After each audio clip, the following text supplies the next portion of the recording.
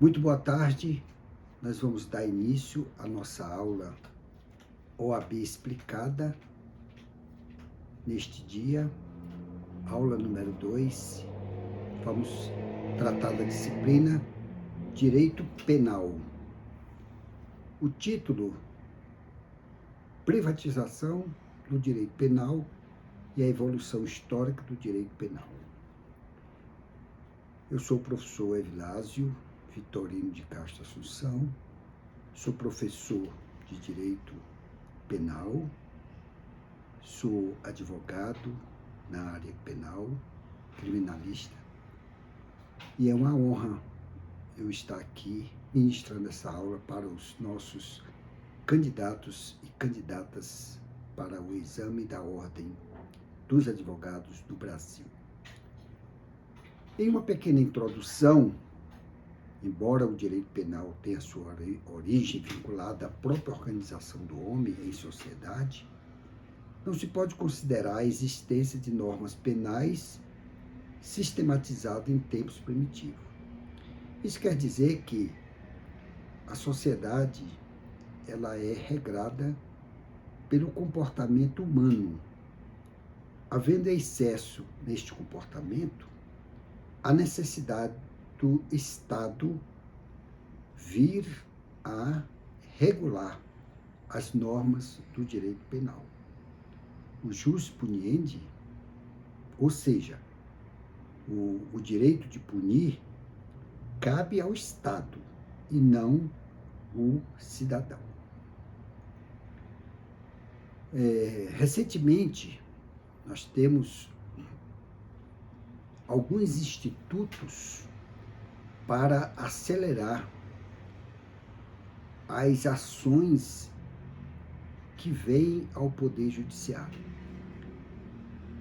Algumas modalidades o Estado tem proporcionado para que essa justiça seja célere para responder à sociedade. Vamos citar algumas modalidades desses institutos. Nós temos o Instituto da Transação Penal, que são acordos entre o Ministério Público. O que é o Ministério Público? O Ministério Público é a autoridade competente, isso está lá no artigo 129, inciso 1, para que ele proponha ao juízo os delitos oriundos de crimes que a justiça deverá transacionar. Ou seja, o Ministério Público, ao tomar conhecimento de um crime, ele efetivamente ajuiza uma denúncia para que o juiz possa examinar essa denúncia. Então, essa transação penal é um acordo para que se evite a persecução penal de um processo judicial. Outra modalidade que nós temos também, com a mesma função, ou seja, para acelerar o processo, nós temos a suspensão condicional. É onde o Ministério Público, em acordo com a defesa, propõe ao juízo uma suspensão condicional, suspensão da pena. Uma outra modalidade que nós vamos destacar aqui é a colaboração premiada. Essa colaboração premiada é onde o autor que foi denunciado pelo Ministério Público, ele vai denunciar os outros envolvidos para que ele possa receber uma compensação. Qual compensação? Uma redução de pena, por exemplo. Essa colaboração premiada ou delação premiada, ela está sendo hoje muito discutida na mídia porque há algumas correntes que querem desconstituir esta modalidade, este instrumento processual, haja vista várias divergências. Por exemplo, o Congresso Nacional está discutindo esta matéria, onde os proponentes, ou seja, os deputados, senadores, entendem que réu condenado e preso não poderiam fazer delação premial. Mas isso ainda não temos ainda uma conclusão final, porque o Poder Legislativo, que é o ente responsável, ele ainda está se pronunciando. E recentemente nós temos uma nova modalidade instituída pela Lei 13.964, que chama Pacote Anticrime, é uma lei recente, de 2019, onde está se discutindo o acordo de não persecução penal. O que é o acordo de não persecução penal? Depois nós vamos estar falando com mais detalhe, com mais robustez, é onde o Ministério Público, em conjunto com a defesa, ou seja, com o advogado do réu, desde que o réu confesse, vai para o juiz, a sua confissão expressa, e, mediante acordo, o juiz poderá homologar este acordo, solucionando a persecução penal. Agora vamos tratar sobre a evolução histórica do direito penal. Nós já falamos na primeira aula sobre essa evolução histórica, mas faltou algumas dessas modalidades e hoje nós vamos estar complementando. Nós vamos falar sobre a vingança penal. A vingança penal, ela se divide em 3 modalidades. Vou só falar rapidamente. Trata-se da vingança divina, onde as partes, tinham conhecimento dessas leis e as pessoas entendiam que esses fenômenos eram provocados por divindade. Então, as pessoas primitivas, nessa fase dessa vingança divina, entendiam que deveriam obedecer às ordens emanadas pelas divindades. Temos também a vingança privada. Nessa fase, a reação punitiva partia da própria vítima ou de pessoas ligadas com o seu grupo social. Nessa fase da vingança privada, não caracteriza nenhum vínculo com as divindades, partir da própria vítima. E temos, por último, a vingança pública. Nessa fase da vingança pública, a gente tem o fortalecimento da efetividade da ação do Estado. Então, o Estado, ele tem essa prerrogativa da soberania. Agora vamos falar um pouco do direito penal na Grécia Antiga, Na Grécia Antiga. Na Grécia Antiga não existiam escritos a propiciar análise aprofundada da legislação penal. Então, na Grécia Antiga, não existia uma formalização das leis penais. Era tudo baseado em obras filosóficas.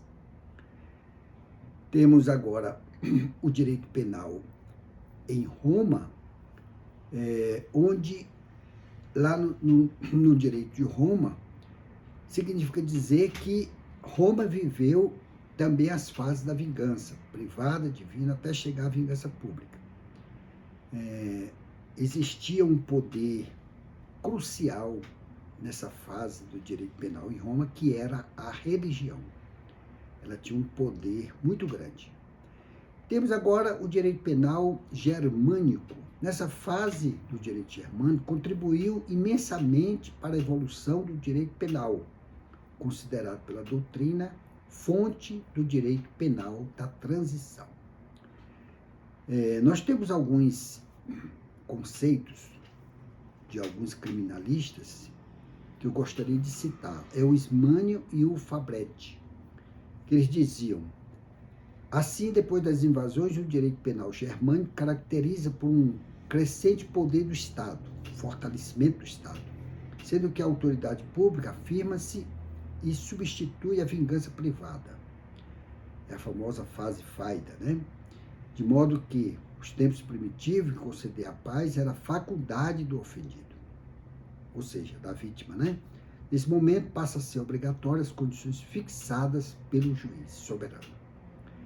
É como se fosse hoje uma queixa, né? O ofendido, ele se sentindo violado do seu direito, ele pode representar, né? Faz uma representação ou queixa para denunciar o agente delituoso. O direito penal na fase da Idade Média foi marcado por diversos fatos. Após a queda do Império Romano do Ocidente, 476 d.C., ocorre uma reviravolta com relação à aplicação das penas. Então, essa fase foi muito importante. Após a queda do Império Romano, iniciou-se ali um processo de penas públicas como verdadeira barbárie, ou seja, havia mutilações, decapitações, imersões, eles faziam o azeite quente e torturava as pessoas para que ele considerasse como inimigo, né, número 1, público, né? Na Idade Moderna, vamos falar um pouco aqui do período humanitário e do iluminismo. Nós temos nessa fase que o direito penal e a concepção do crime e do delinquente sofrem grande influência do pensamento humanitário e do iluminismo. Marco para o direito penal é a obra de Hugo Grotius, de Uri Belli, As Paz, de 1625, que impõe a pena por um fundamento racional. Nessa fase, nós temos as contribuições filosóficas de Thomas Hobbes e John Locke, Montesquieu, Cesare de Bonessana, conhecido como Marquês de Beccaria, e Rousseau. Rousseau fez com que o direito penal tivesse alterações legislativas em vários momentos. Então, foi muito importante as contribuições desses filósofos para o aperfeiçoamento dessa legislação penal, que saímos da fase barbárie e passamos para punições mais humanitárias para com o agente, para com o delituoso. Na França, as alterações iluministas do direito penal são reflexo da Declaração dos Direitos do Homem e do Cidadão, em 1789, fazendo surgir, então, os códigos penais de 1791 e 1810. Foram muito importantes a formalização desses códigos para tipificar melhor as penas daqueles que praticavam crimes. Agora vamos falar um pouco das escolas penais. O que são escolas penais? Escolas penais são doutrinas que, em dado momento histórico, político, investigaram institutos como o crime, o delinquente e a pena, construindo os pilares do sistema penal da época. Foi muito importante a contribuição dessas escolas penais, porque cada fase dessas escolas penais nós temos os seus idealizadores. Vamos conhecer agora algumas escolas dentro desse contexto da escola penais. A escola clássica, ainda da Idade Moderna, surgem pensadores fundamentais para a construção da escola clássica e do estudo de crimes, dos delinquentes e da pena, influenciando muito a concepção incipiente da criminologia. Então, nessa escola clássica, houve muitas contribuições de vários filósofos, também experts nas escolas penais. Nós destacamos aqui Jérémie Bentham, Philin Guerry, Romain Quinozi, Immanuel Kant, Hegel, Kant, mas com destaque Francisco Carrara. Francisco Carrara foi muito importante como idealizador dessa escola. Agora vamos falar da escola positiva e falar também dos seus, aqueles filósofos que contribuíram para a legislação penal, dessa escola positiva. A escola positiva, sob um olhar criminológico, surge em uma época de criminalidade crescente.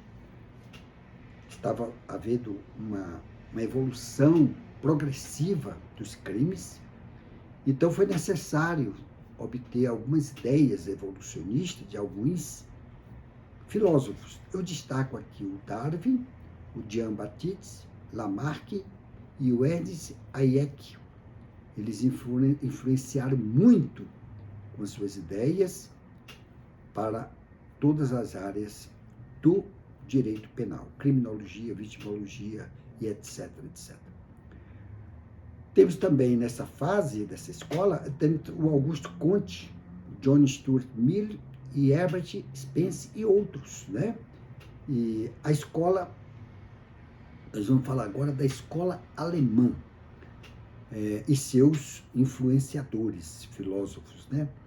A escola alemã é da mesma época da escola positiva italiana, mas com um enfoque. Surgiu a escola alemã, cujo principal nome foi o austríaco Franz von Liszt, que defendeu uma pesquisa sobre as causas da criminalidade para que a função da pena pudesse ser estruturada e fosse, por conseguinte, a saber como lidar com o criminoso. Então, existia nessa escola uma preocupação com a criação do duplo binário, né? Porque esse duplo binário ele é muito importante porque ele dá independência à pena e à medida de segurança. Nós vimos isso hoje, nos tempos atuais, lá no artigo 59 do Código Penal, quando o juiz, né, ele vai fazer a dosimetria da pena. Aí ele vai rememorar os antecedentes do delituoso, do criminoso, para ele poder usar da sua independência. Nós vamos falar com mais destaque quando nós estivermos estudando a condenação do agente ao sentenciar a sentença do juiz criminal. E temos também a contribuição da Terza Escola, como contraponto às ideias de Lombroso, né? Lombroso nós sabemos que foi muito importante para a evolução da legislação penal. Ele fala da prática criminosa, o comportamento do criminoso, né, para com a sua vítima. Temos como contribuintes dessa escola, nós temos Emanuel Federico Carlos Carnevale, Bernardino Alimena e Giovanni Battista e Palomeni. Foram muito importantes para as suas ideias, foram muito importantes para com essa escola. Agora nós vamos falar da moderna doutrina penal. Passado toda essa época, né, de várias legislações, aperfeiçoamento, com contribuições de vários filósofos, agora nós vamos trabalhar com a moderna doutrina penal. Essa modalidade tem como escopo o início da aproximação do direito penal com a sociologia. Ou seja, juntou-se o direito penal com a sociologia, porque a sociologia, de certa forma, ela compreende o comportamento humano, as relações humanas, né? E o direito penal, então, vem como complemento a essa sociologia. Em busca de quê? Em busca de garantir de bens jurídicos. Depois nós vamos falar sobre esses valores, bens jurídicos, né? O que é bem jurídico? A liberdade, a vida e etc. Que sejam socialmente vivenciados, visando manter a dignidade e a liberdade humana.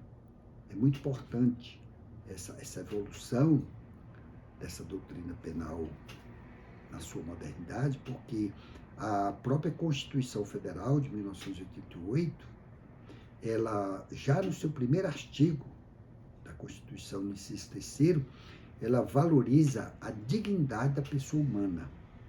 E ali a Constituição bane, veda qualquer tipo de pena cruel. Nós temos, nessa modernidade da doutrina, nós temos a contribuição dos pensadores Klaus Rosch e Günther Jacob. Agora, passando para a história brasileira do direito penal, nós vamos fazer aqui alguns destaques importantes destacados para a cadeira de direito penal. No início da colonização, vigoravam as ordenações afoncinas, o mesmo regime jurídico vigente em Portugal, de caráter religioso, influenciado também pelo direito romano. Sabemos que esses países foram muito importantes para o direito brasileiro. O direito brasileiro é muito influenciado pelo direito romano. Muitos de nossos códigos, principalmente o Código Civil brasileiro, traz alguns característicos do direito romano. Mas, em 1514, foram revogadas pelas ordenações manuelinas, mantendo-se os seus percussores como base, né? Não definindo o tipo de quantidade de pena, mas ato discricionário do juiz. Ou seja, o juiz ele tem uma soberania mais adestrita, emanada do Estado. O juiz, quando ele está julgando um processo criminal, ele está ali falando em nome do Estado. Então, ele tem mais poder, mais ato discricionário, vinculado para poder constituir a sua pena dentro da legislação. Após a proclamação da independência e a promulgação da Constituição de 1824, a Constituição de 1824 é a Constituição do Império. 25 de março ela foi proclamada, e ela tinha como foco o Código Criminal do Império, fomentando um direito penal protetivo e humanitário. Ou seja, na primeira Constituição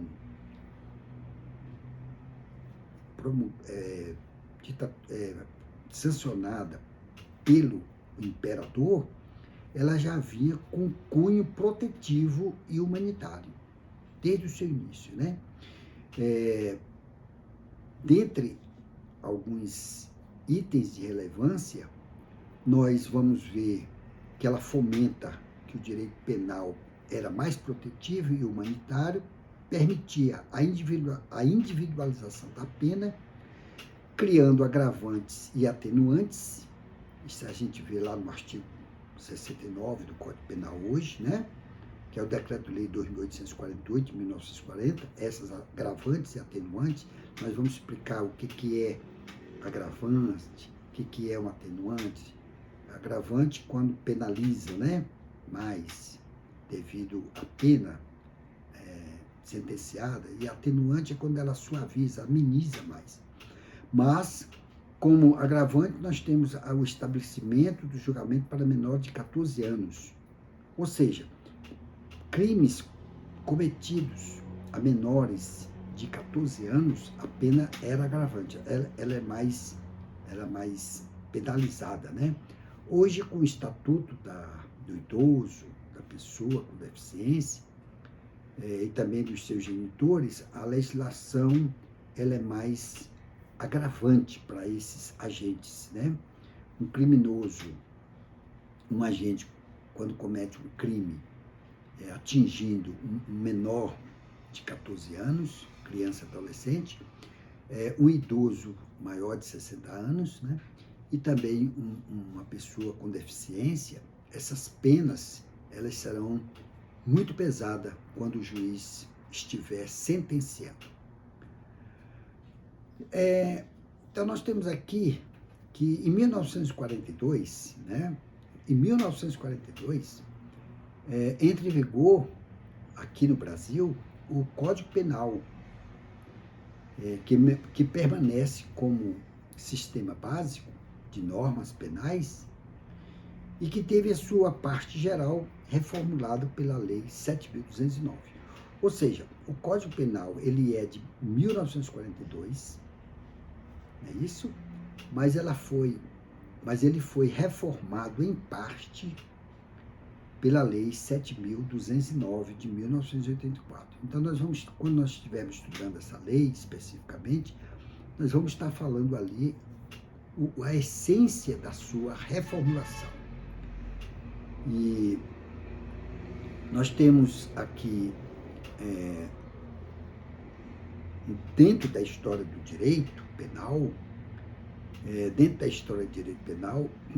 que foi evidente, né, diante do que foi tratado até o momento a respeito da história do direito penal, que os sistemas de punição evoluíram de forma a tornar, tanto quanto possível, mais humana a execução da pena. E isso é verdade. A Constituição Federal de 88, ela, quando foi elaborada, ela recepcionou o Código Penal, mas não naquelas condições de penas cruéis, mas de uma pena que fosse avaliada por um justo processo, ou seja, que o agente, o preso, possa ter a sua ampla defesa, ele possa ser sentenciado por um juiz competente, não basta ser um juiz qualquer, mas tem que ser um juiz competente. Ele tem direito a um defensor, né, para poder defender, até porque o agente, o preso, o réu, diante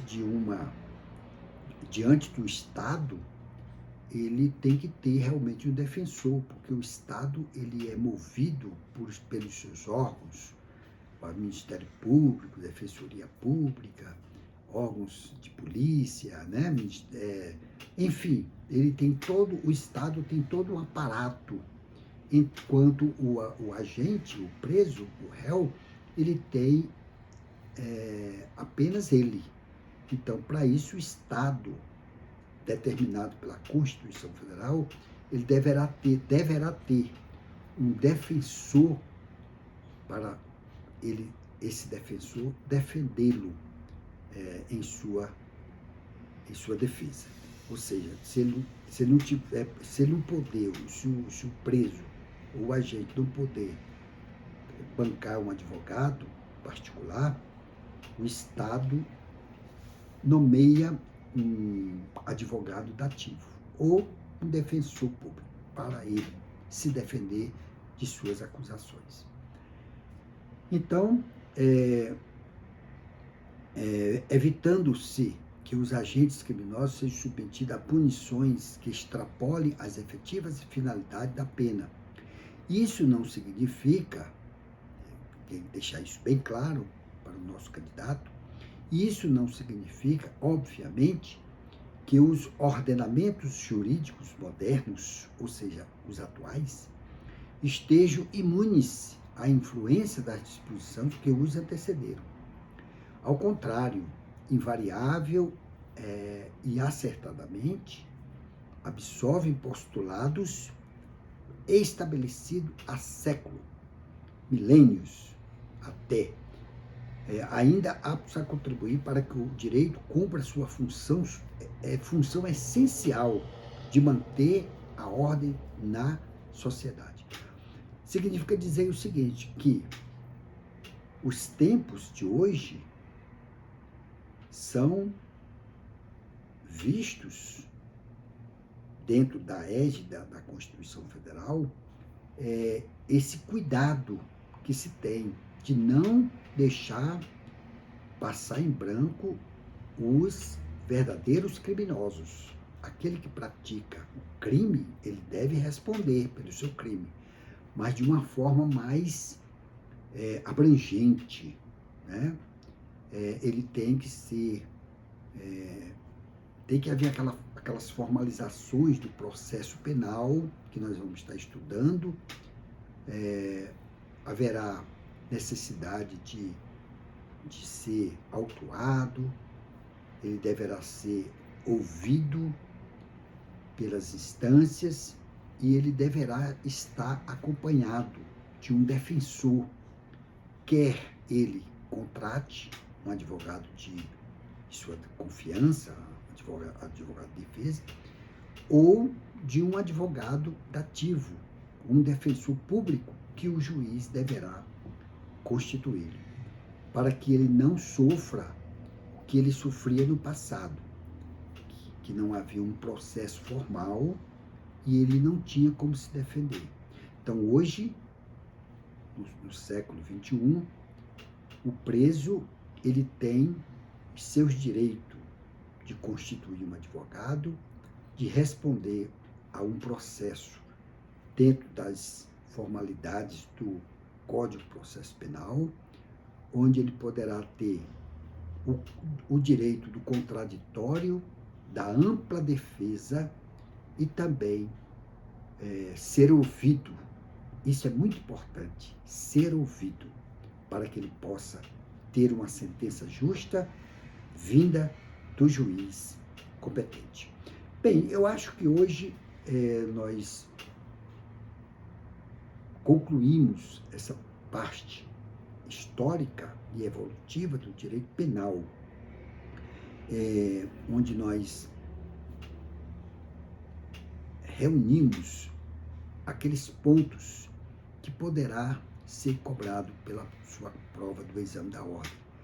A Fundação Getúlio Vargas, ela não é comum ela cobrar essa evolução histórica, mas como nós não podemos deixar escapar nenhum tema que esteja dentro do compêndio, dentro do edital da prova do exame da ordem, então nós estamos trazendo, mesmo que seja em pinceladas, esses temas fundamentais sobre essa evolução das leis penais desde os tempos pretéritos.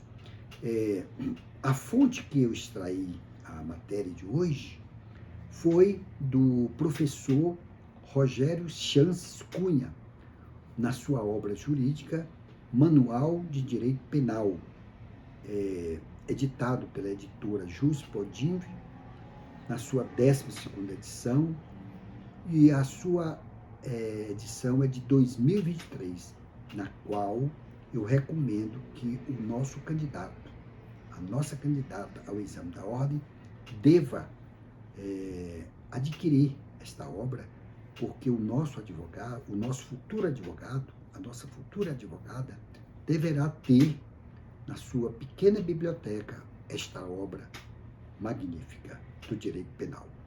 Na próxima aula que nós vamos trazer para o nosso candidato, é o direito processual penal. Direito processual penal. Mas antes, eu gostaria de chamar a atenção do nosso candidato para que você, candidata, possa apontar o seu celular para o nosso QR Code.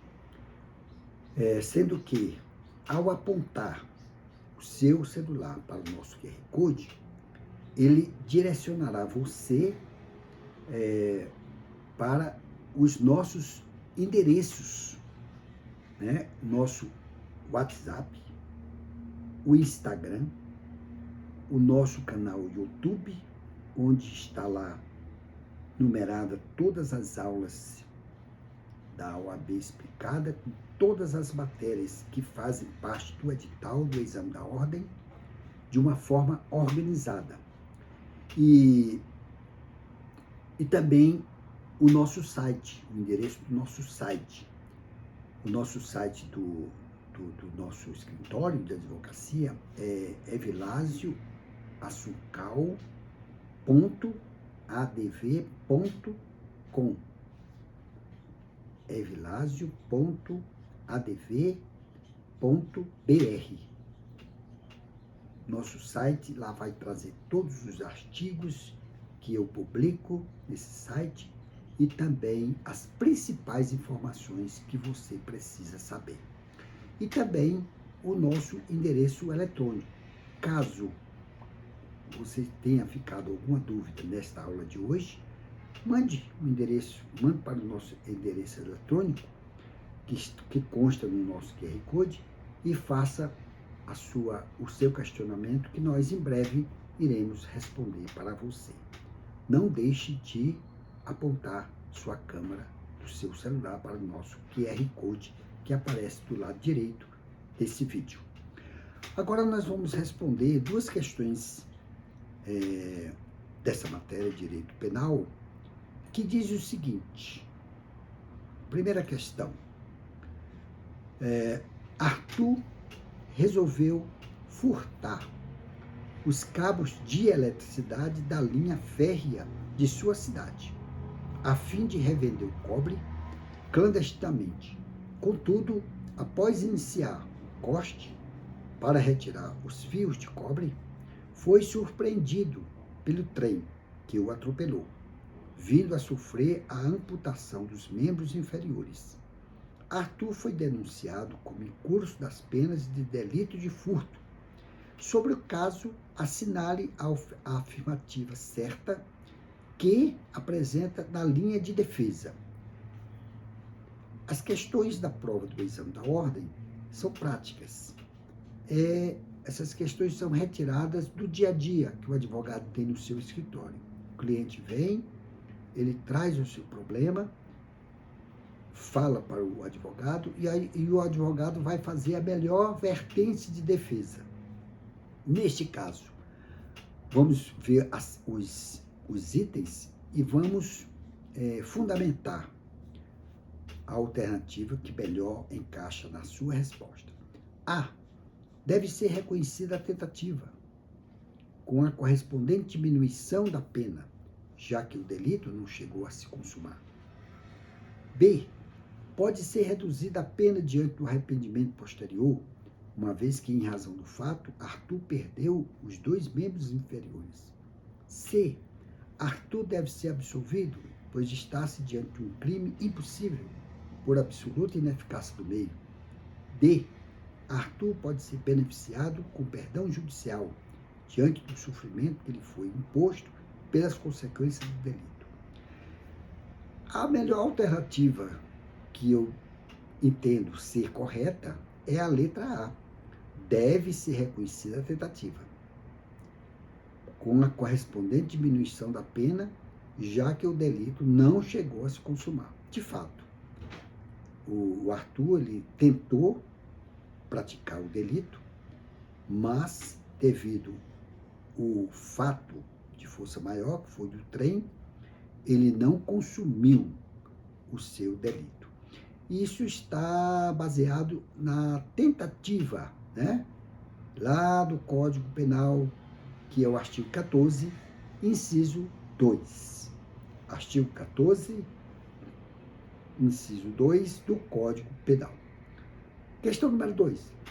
Júlio desferiu um tapa no rosto de Jacinto, que foi projetado contra um poste, em que havia um fio de alta tensão exposto, algo que não foi visto nem poderia ser imaginado por Júlio, pois já era noite e havia pouca iluminação. Jacinto recebeu uma forte descarga elétrica que foi causa suficiente de sua morte. Sobre a responsabilidade de Júlio pelo resultado morte, assinale a afirmativa correta. Letra A. Júlio deve responder pelo homicídio doloso de Jacinto, tendo em vista que o resultado morte não teria ocorrido se não fosse agressão dolosa. B. A descarga elétrica é uma concausa superveniente relativamente independente que, por si só, produziu o resultado morte, devendo Júlio responder por lesão corporal. C. Júlio agiu com dolo no delito antecedente e culpa no consequente, devendo responder por delito preterdoloso, de lesão corporal seguida de morte. E letra D. A descarga elétrica pode ser imputada a Júlio ante a violação objetiva de um dever de cuidado, devendo Júlio ser responsabilidade por homicídio culposo. A meu ver, a questão é a letra B. A resposta certa é a letra B. Vamos ver. A descarga elétrica é uma concausa superveniente, relativamente independente, que, por si só, produziu o resultado morte, devendo Júlio responder por lesão corporal. De fato, como estava escuro, não foi visto um fio descoberto, e ali causou uma descarga elétrica, trazendo como causa ou com causa superveniente a morte da vítima. Então, Júlio só vai responder pela lesão corporal. Por quê? Porque não foi uma concausa provocada pelo homicídio doloso, né? Então, a resposta à letra B está fundamentado no artigo 13, parágrafo 1º do Código Penal Código Penal brasileiro. Então, a fundamentação dessa resposta é o artigo 13, parágrafo 1º, que trata da superveniência. Não esqueça, meu aluno e minha aluna, meu candidato e minha candidata, de apontar o seu QR Code para a nossa telinha. Então, eu quero agradecer a sua atenção e quero dizer para você, meu aluno, que estude principalmente os artigos que eu aqui cito. Estudando os artigos da lei, você, candidata, você, candidato, vai se familiarizando com o direito penal.